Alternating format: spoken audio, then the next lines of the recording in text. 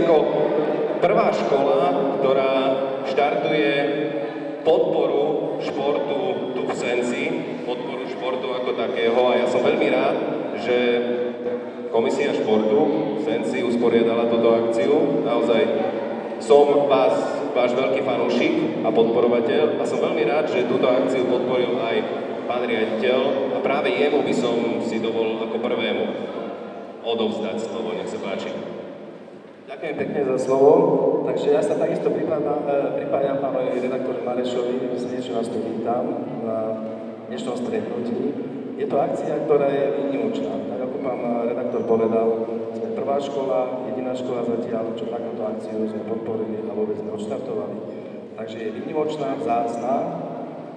Pri tejto príležitosti by som sa veľmi chcel predovšetkým poďakovať pánovi Kulánimu ako predsedovi Komisie športu, ktorý túto akciu celú dokopy zorganizoval, pozval a zohnal všetkých týchto športovcov, ktorí tu sedia. Chcem upozorniť iba na to, alebo povedať, že sú to športovci, ktorí sú výnimoční. Nie sú to bežní, sú to jednak dosiahli minimálne úspechy v rámci Slovenska. Máme tu aj jednu športovkyňu, ktorá má niekoľkonásobné úspechy v rámci sveta. Takže ja sa chcem teda pre všetkým privítať v prvom rade srdečne. Chcem sa im poďakovať za to, že si našli čas, aj napriek tomu, že pracujú a majú rôzne povinnosti, že prišli medzi nás sa podeliť o svoje skúsenosti, radosti, úspechy, práci a možno i o osobnom živote. Takže teraz poprosím pre nich veľký potlesk.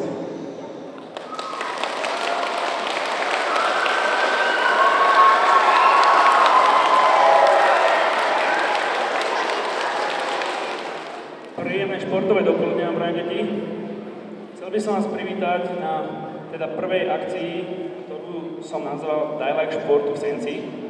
Keby som troška upozornil, je tam odbora samozrejme Komisie športu, lebo som v meste Senec predseda Komisie športu, ale poviem vám, keď sa takto na vás pozerám, pred cca približne asi 20 rokmi som tu sedel aj ja v tejto telocvični. Som tu sedel v tejto telocvični na rôznych takýchto podobných akciách, či už to boli s pánmi policajtami, hovorím rôzne besedy. A ako člen a bývalý žiak tejto školy a teraz momentálne aj člen rady školy tu na v Senci sa chcem troška odvďačiť tejto mojej alma mater nejakými takýmito akciami, ktoré tu aj organizujeme v rámci Komisie športu, či už futbalovej ligy Senca, alebo takéto akcie, tak chcem troška to recipročne vrátiť za to, čo mi táto škola dala. Preto hovorím, vznikla táto akcia Die Like športu v Senci, ktorú vám potom troška neskôr predstavím, ale teraz by som chcel na úvod predstaviť, začnem tak z kraja, Katku Tučnevičovú.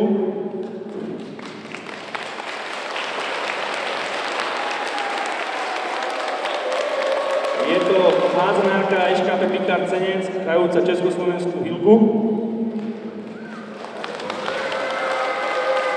Slovenská golfistka Zuzka Kamasová.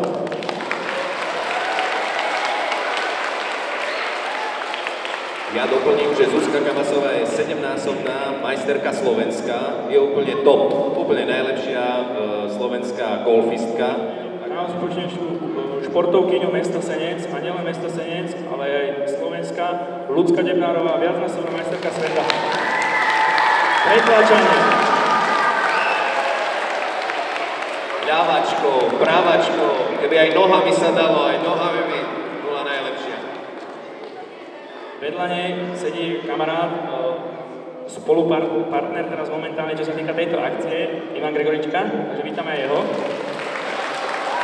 Ja len doplním, že Ivan Gregorička má bronzovú medailu z majstrovstiev Európy v pretláčaní. A ďalej vám predstavím jedného z najúspešnejších taekwondistov, nielen Senca, ale aj Slovenska, pána Tibora Labudu.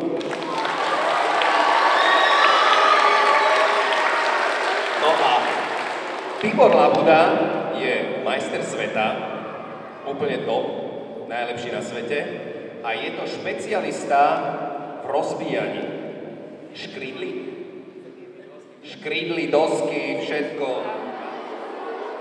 Takže ja vás zdravím všetkých. K pretlačeniu som sa dostala cez môjho otecka, ktorý bol vlastne mojím sparring partnerom aj teraz, v týchto rokoch, keď už som vlastne dospela a súťažím v seniorskej kategórii. Od malička ste sa pretláčali. Koľko si mala rokov, keď si prvýkrát chytila tú otcovú ruku, ktorá mala podľa mňa nejakých 40 cm v bicepse? Prvýkrát asi v 9 rokoch, no a potom tak profesionálnejšie od takých 14. Moje prvé preteky som vyhrala ako 16-ročná. 2 roky som síce iba prehrávala, ale šport je o tom, lebo je to dríná makačka, takže treba najprv prehrávať a sa snažiť a trénovať. Toto je veľmi, veľmi dôležitá veta, ktorá tu teraz zaznela. Neviem, či ste ju zaregistrovali všetci. Zaregistrovali ste? Prvé 2 roky len prehrávala.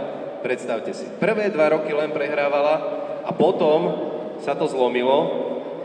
Možno, že aj to prispelo k tomu, že si úplne najlepšia v Európe a na svete.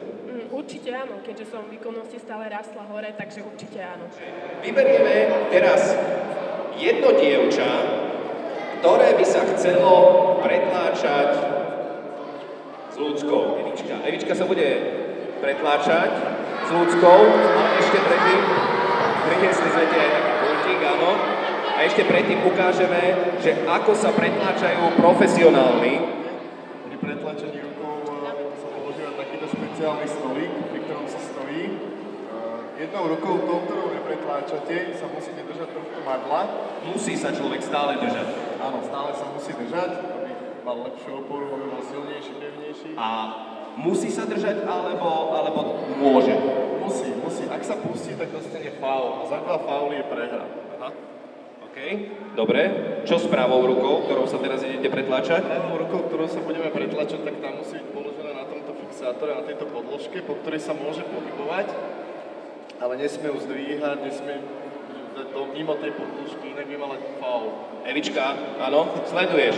Nesmieš ju dávať dole. Ona vie? Super. Takže jednou rukou sa treba držať a druhou rukou treba mať položenú. Potom sa môžeme uchopiť. Uchopíte sa a teraz čo? Pozeráte sa do očí? Môžeme sa pozerať aj do očí, aj sa usmievať. Dohadujete si rande? A napríklad. A je tu na to aj rozhodca, ktorý vás usmerní a musia byť rovné zápestia, že nesmie byť zalomené, zahnuté, vytočené.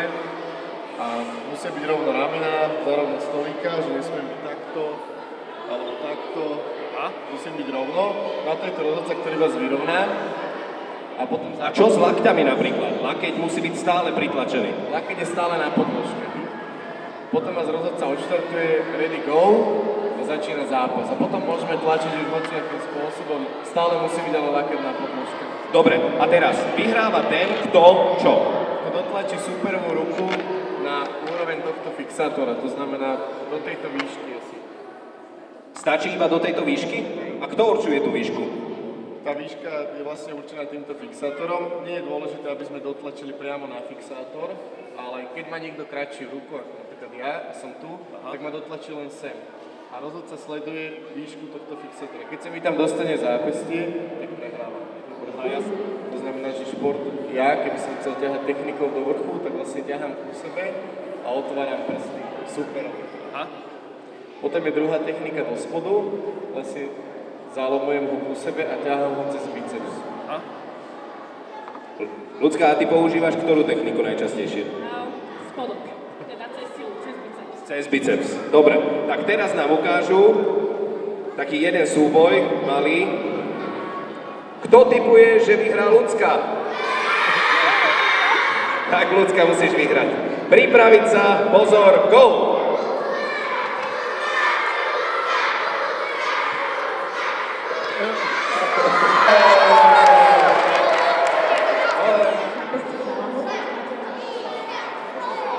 Tak, môžete sa rozdeliť a ideme povzbudzovať Evičku. Pripraviť sa, pozor, go!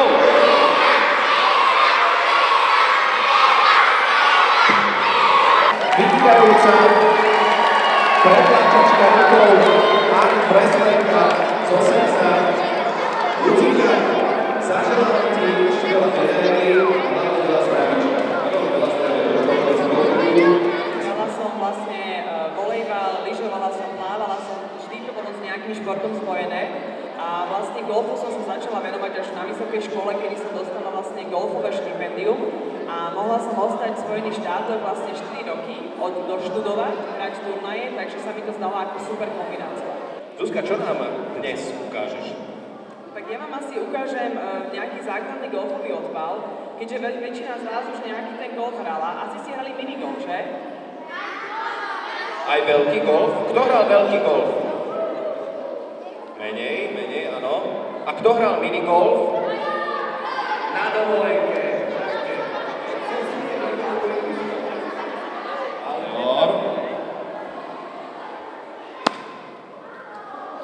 Ako sa voláš?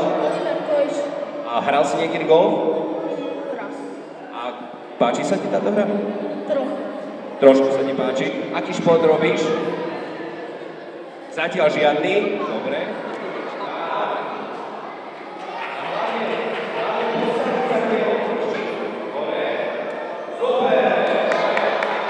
Možno, že ešte na záver tvoj vzťah k športu a čo pre teba znamená šport. Tiško? Tak ja si myslím, že šport nejakým spôsobom aj vychováva, ale hlavne pre mňa osobne, ja mám vlastne všetkých svojich kamarátov, čo mám práve zo športu. Všetky krajiny, ktoré som precestovala so športom, takže pre mňa neexistuje iná forma, nielen golf, ale vôbec hocičo, čo človek robí a nejakým spôsobom robí pre seba. Ja myslím, že ten šport je fakt prináša množstvo kamarátstiev a aj dobrý pocit.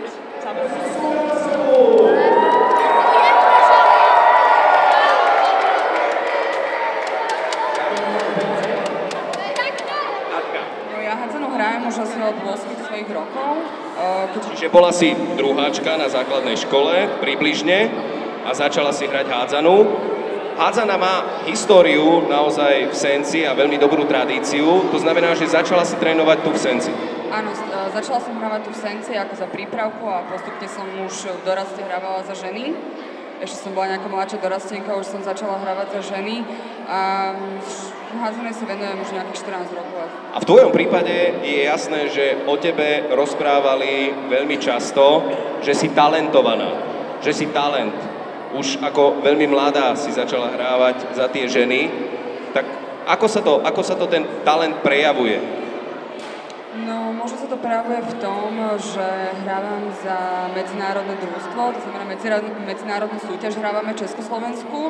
To znamená, je tam 8 českých mužstiev, 5 slovenských mužstiev a teraz sme hrali aj play-off. Čo pre teba znamená šport?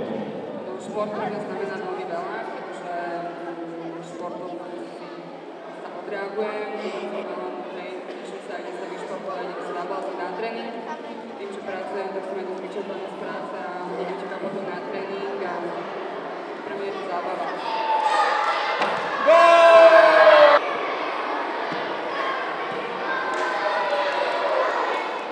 Prvá otázka bola vynikajúca a druhá, koľko je hodín?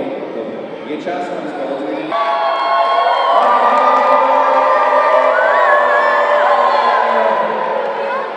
Ďakujem pekne. Tibor Labuda!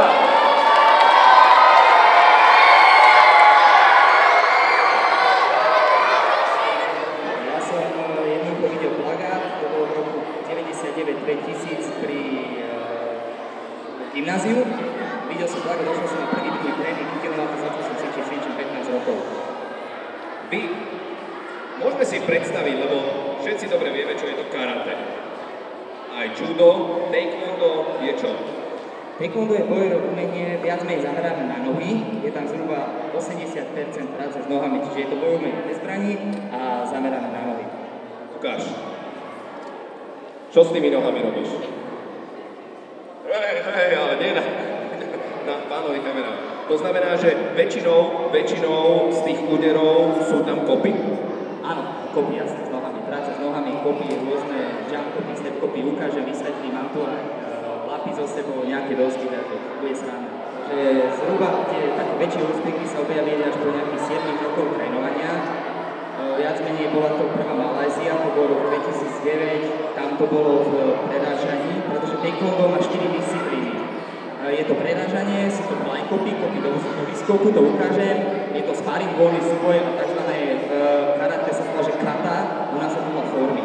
Takže viac menej tie úspechy sú z prerážania, mám tam nejaké bronzové medaily zo sparingu, z každého niečo, ale tie väčšie úspechy určite zo zo začiatku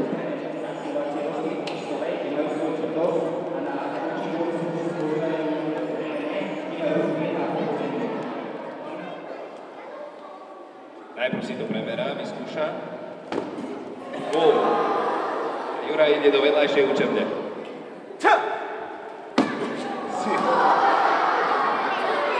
Potrebujeme na rozhovor pre vyšší stupeň.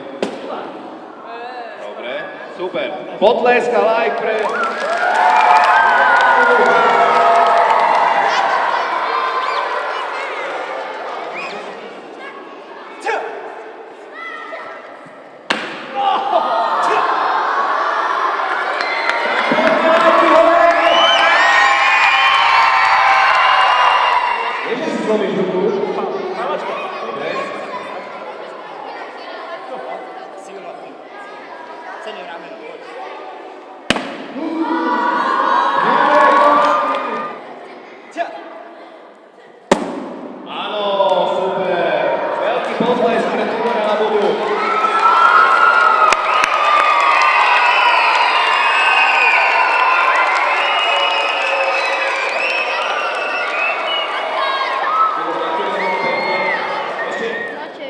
No, otázka?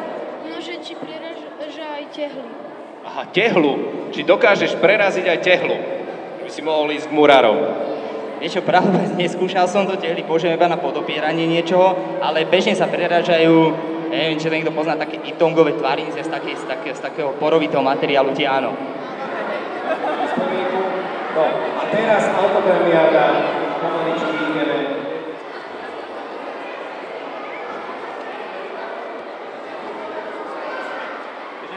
Dostal som veľmi pekný darček, aj športovci ostatní a ďakujeme veľmi prvákom, prváčikom za pekný darček. Ďakujeme takisto. Veľmi pekný darček. Áno. A sem popísť. Nebudem pod Zuzku, Zuzka musí byť sama. Nedivú vám, počkaj, dám to. Sem, môžem sem? Dobre? Dobre. Ty si aký športovec, Juraj? Ja už vás. Za tú polhodinku